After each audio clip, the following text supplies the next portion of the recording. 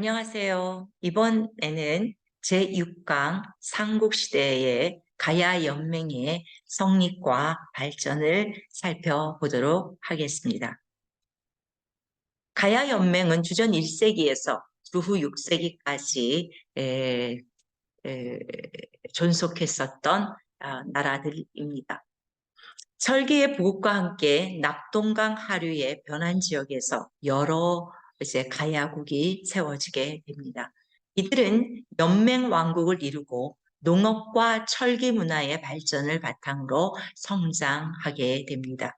가야 연맹은 6세기 신라에 멸망할 때까지 약 500여 년 동안 존속하게 됩니다.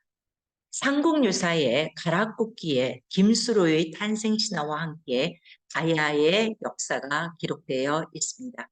이를 요약해보면 다음과 같습니다. 중국 호안 강무제 18년 3월 3일에 구지봉에서 갑자기 하늘에서 황금상자가 땅으로 내려왔습니다. 황금상자를 열어보니 금색의 알이 6개 들어있었는데 6알이 깨지면서 6명의 사내 아이로 변했습니다.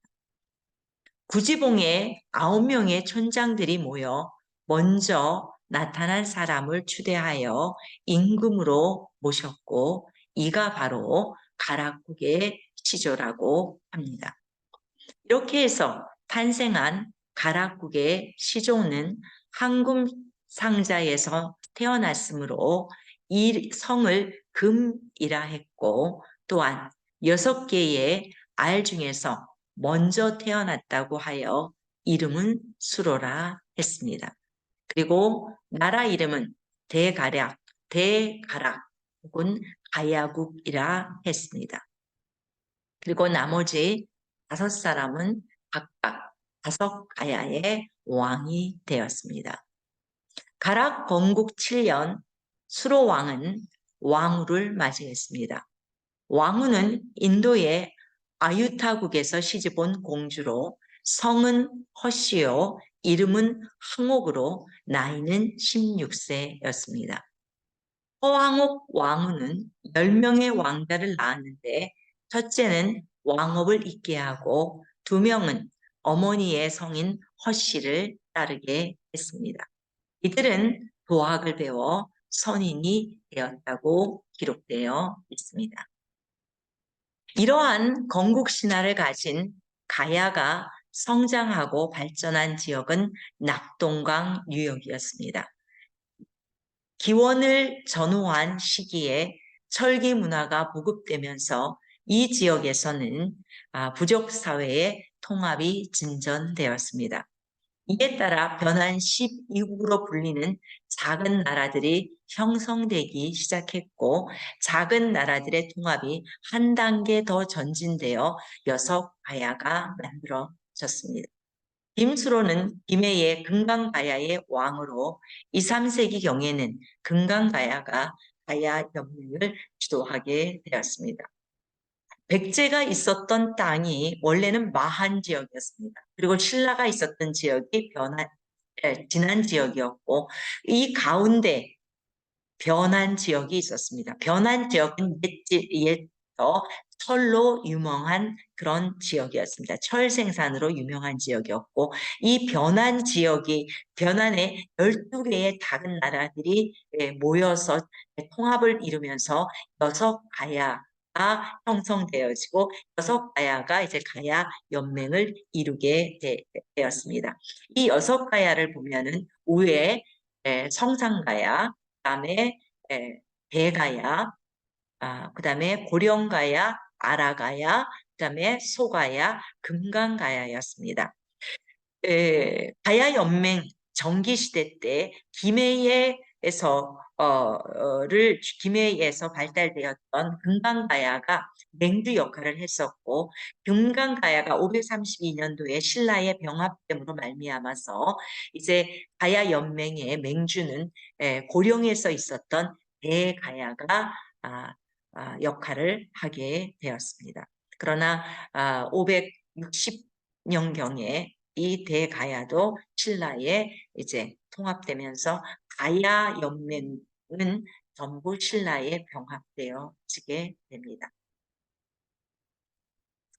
가야연맹 정기에는 김해의 금강가야가 풍부한 철자원과 낙동강 하류의 해상교통을 기반으로 발전하여 연맹을 이끌었습니다.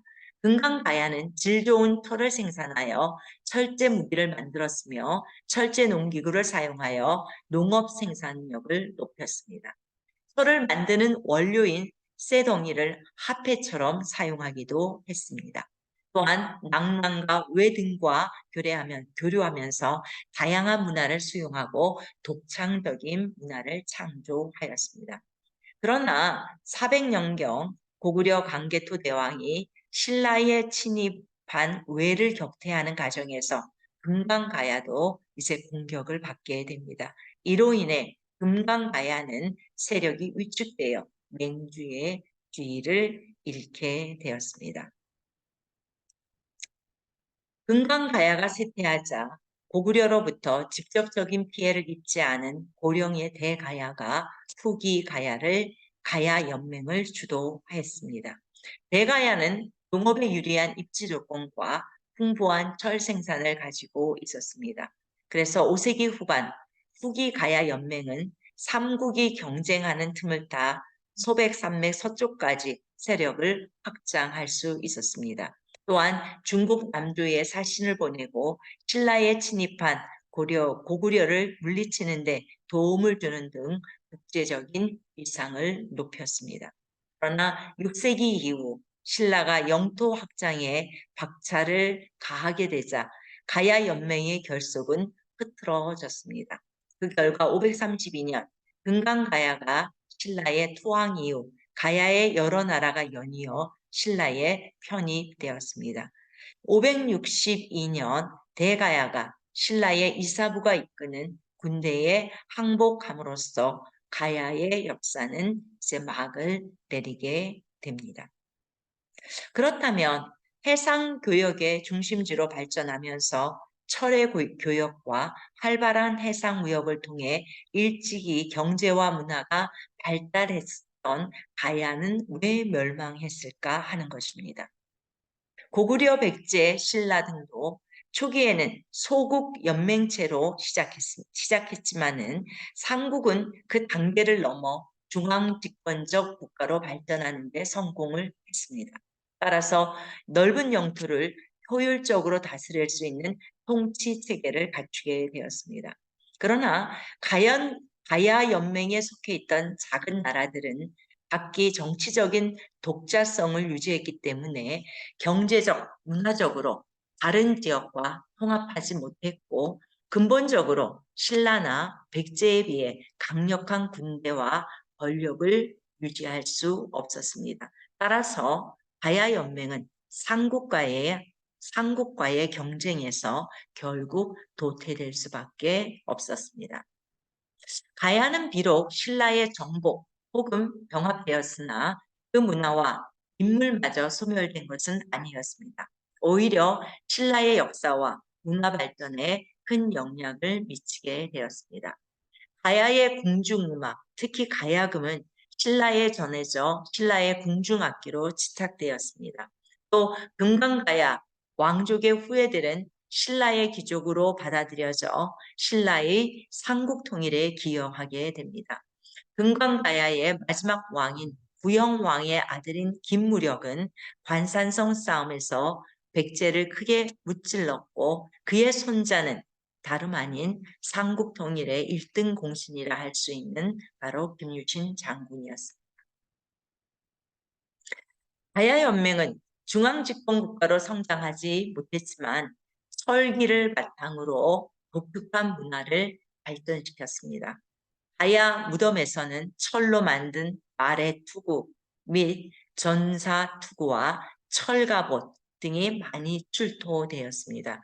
이를 통해 5세기 이후 가야에서 철기 문화가 발전하였고 말을 타고 전투를 하는 기마 전투가 행해졌음을 알 수 있습니다.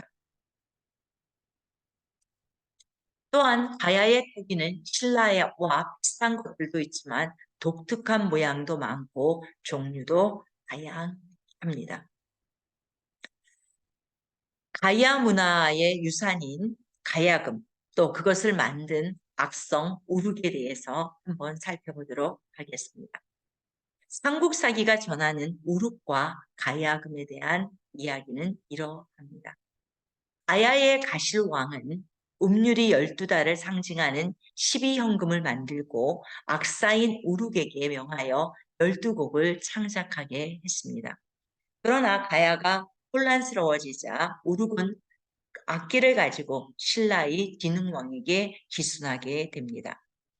이후 그 악기의 이름을 가야에서 가지고 왔다 하여 가야금이라 했습니다.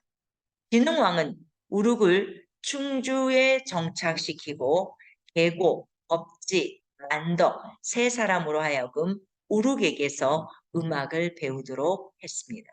세 사람은 우룩이 만든 12곡을 줄여서 5곡으로 만들었고 진흥왕은 이를 신라의 궁중음악으로 삼았다고 합니다.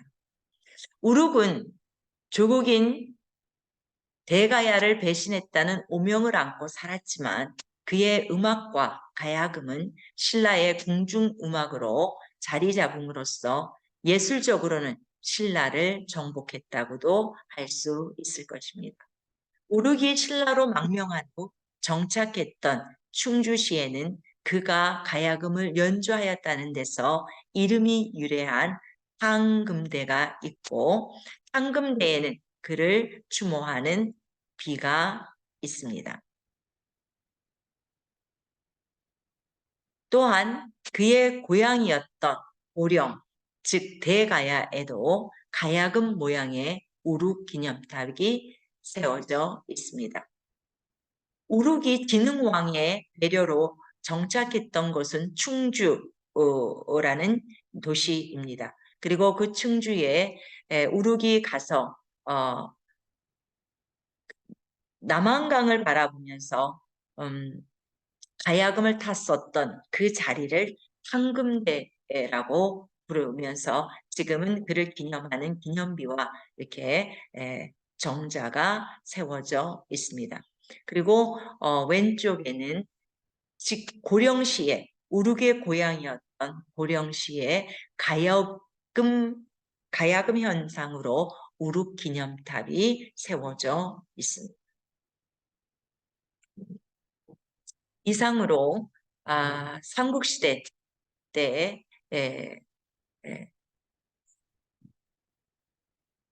삼국시대의 고려 가야의 발전과 성장을 주제로 했었던 이번 제7강의 강의를 마치도록 하겠습니다.